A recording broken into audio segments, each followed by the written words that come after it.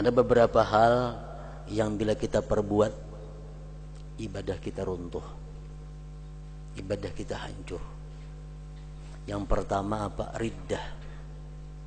Apa riddah artinya? Murtad. Walaupun kita macam banyaknya berisi ibadah, tapi satu saat kita murtad, luluh semuaan ibadah. Andai kita masuk Islam, mulai bahasa pula, mulai nol pula. Nah, seluruh amal ibadah dimusnahkan oleh kemurtadan seseorang itu. Nah, jadi perkara yang paling dikhawatirkan adalah riddah, murtad. Murtad ini bisa lewat perkataan, bisa lewat perbuatan, bisa lewat hati, lewat i'tikad.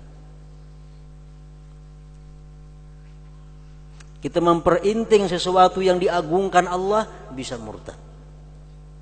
Kita menghinakan yang dimuliakan Allah, bisa murtad. Bapaknya kita melihat Bismillahirrahmanirrahim. Ada di kartak, ada di jalan. Kita ambil kertasnya, kita timbai ke tempat sampah, itu bisa mengakibatkan murtadnya seseorang. Hendaknya ambil, dibakar, atau dipatak di dalam tanah. Contoh perbuatan yang bisa mengakibatkan seseorang itu murtad. Banyak perkataan-perkataan yang bisa membuat dia murtad. Memperinting neraka, memperinting surga, itu bisa mengakibatkan murtad. Biar akan neraka ada Bapak Yuha, banyak aja kawan di situ. Nah, itu memperinting yang diagungkan Allah. Allah menyuruh jangan hendak masuk neraka, jangan hendak masuk neraka. Diperinting.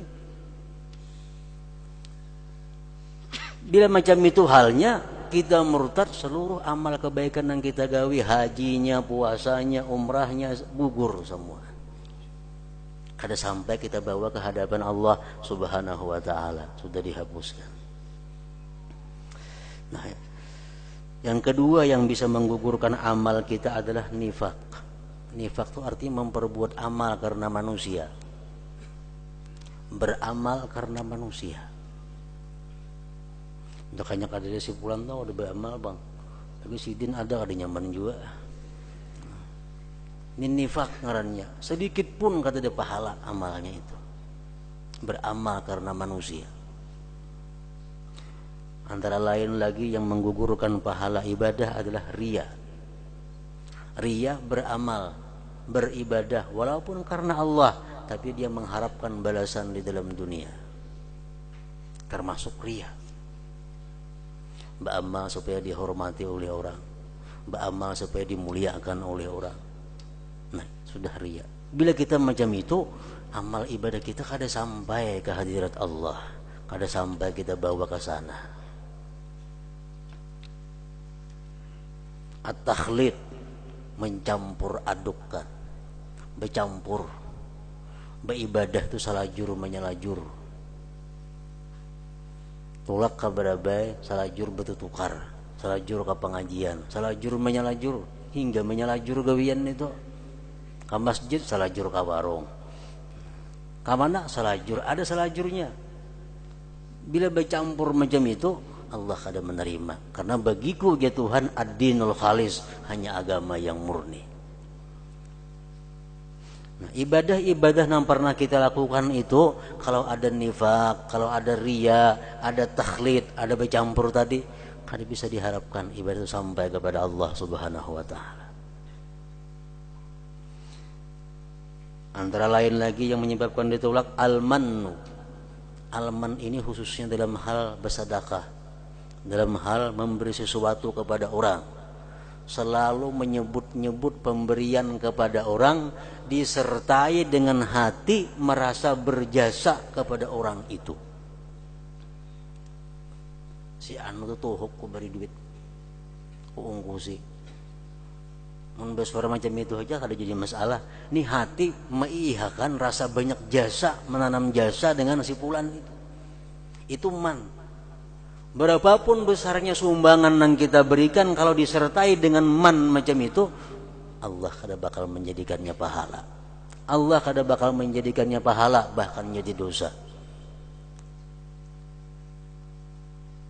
Jadi pemberian-pemberian kita yang pernah kita lakukan tapi diiringi dengan man tadi, anggaplah sudah hilang.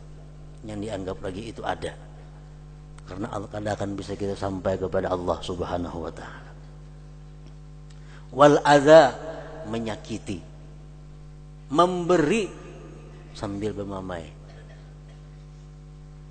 Memberi orang tapi muntung menggerutu. Nah, beriin lah. Jangan lagi gini, terus minta yang lain pulang. Memberi cuma menyakiti hati. Allah kada menerima itu. Sedekah-sedekah, sumbangan-sumbangan yang kita berikan tapi disertai dengan menyakiti, anggaplah hilang. Jangan dianggap sosial lagi itu. Sumbangan yang pernah kita berikan kemana-mana, ke masjid, ke pesantren, ke orang miskin, ke anak yatim. Waktu kita menyumbang itu di hati kita ada ria, di hati kita ada hendak dipuji orang. Jangan dianggap lagi sumbanganku sudah itu. Jangan dianggap lagi sumbanganku. Kenapa?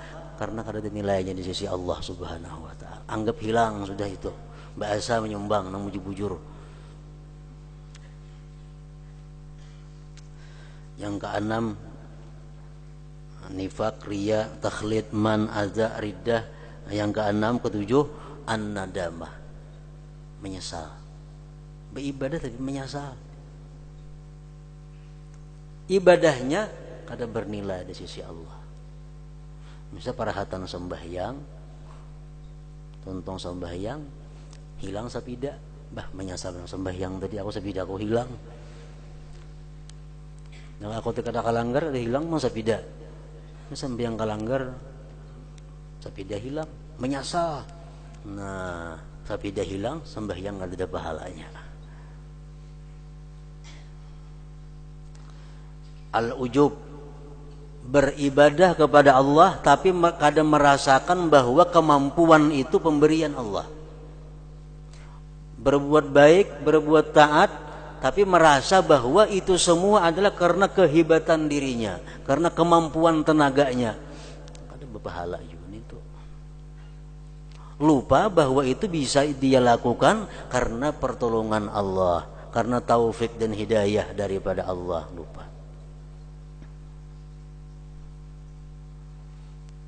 Nah, jadi para muhibbin rahimakumullah, amal ibadah yang selama ini kita lakukan, kalau masih banyak hal-hal yang menggugurkan nilainya, itu sulit kita bisa menemui amal itu nanti di waktu dihisab oleh Allah Subhanahu wa taala.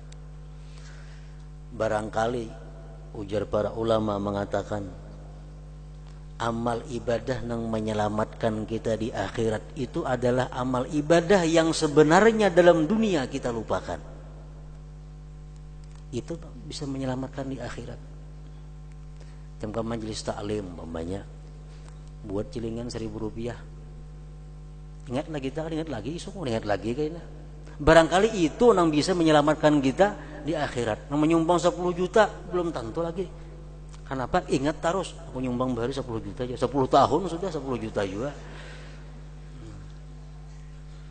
Nah, jadi yang banyak menyelamatkan manusia itu bisa amal ibadah yang sudah kita lupakan padahal dalam dunia. Dulu pernah kita memberi minum lawan kawan, biar akan di warung. Kita kan ingat lagi itu, ditulis oleh malaikat. Nah demikian pula halnya dosa-dosa yang banyak mencelakakan manusia. Mungkin dosa-dosa yang pernah kita lakukan dalam dunia tapi kita lupakan keberadaannya. Kita anggap inting dosa nyambat orang, dosa menggibah orang, kita anggap inting. Itu padahal yang bisa menyebabkan kita masuk ke dalam neraka.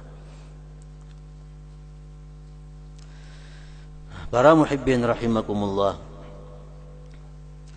itulah hubungannya surat yang ke-45 ini dinamai dengan Al-Jathiyah karena pada ayat 28 dan 29 ada menceritakan tentang keadaan manusia pada hari kiamat, yaitu adalah wa tara kulla ummatin jathiyah. Engkau lihat akan tiap-tiap umat itu bertekuk lutut. Para muhibbin rahimakumullah, Kita memohon, meminta selalu kepada Allah Subhanahu wa taala agar kita digolongkan, dimasukkan dengan orang-orang yang masuk surga tanpa hisab. Dan andai kata memang kita harus dihisab, maka kita dihisab dengan hisab yang mudah. Amin ya rabbal alamin. Ila hadratin Nabi sallallahu alaihi wasallam. Al-Fatihah. Ya nasta'in.